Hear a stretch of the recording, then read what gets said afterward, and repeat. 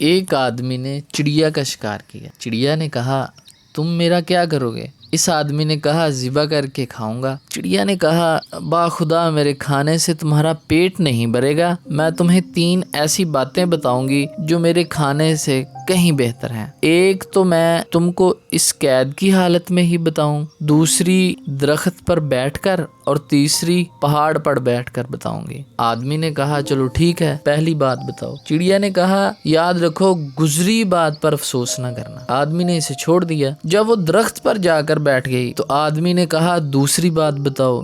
چڑیا نے کہا ناممکن بات کو ممکن نہ سمجھنا۔ پھر وہ اڑ کر پہاڑ پر جا کر بیٹھی اور کہنے لگی اے بد نصیب، اگر تو مجھے ذبح کر دیتا 20 مثقال کے 2 موتی نکلتے۔ یہ سن کر وہ شخص افسوس سے اپنے ہونٹ کاٹتے ہوئے کہنے لگا کہ اب تیسری بات بتا دے۔ چڑیا بولی تم نے پہلی 2 کو بلا دیا ہے، اب تیسری بات کس لیے پوچھتے ہو؟ میں نے تم سے کہا تھا کہ گزشتہ بات پر افسوس نہ کرنا اور ناممکن چیز کو ممکن نہ سمجھنا۔ میں تو اپنے گوشت، خون اور پروں سمیت بھی 20 مثقال کی نہیں ہوں، جبکہ میرے پوٹے میں 20 مثقال کے 2 موتی ہوں۔ یہ کہا اور وہ اڑ گئی۔ یہ انسان کے انتہائی حریص ہونے کی مثال ہے، کیونکہ وہ بھی لالچ میں ناممکن کو ممکن سمجھتے ہوئے راہ حق سے بھٹک جاتا ہے۔ اللہ تعالی ہمیں راہ حق پہ چلنے کی توفیق عطا فرمائے۔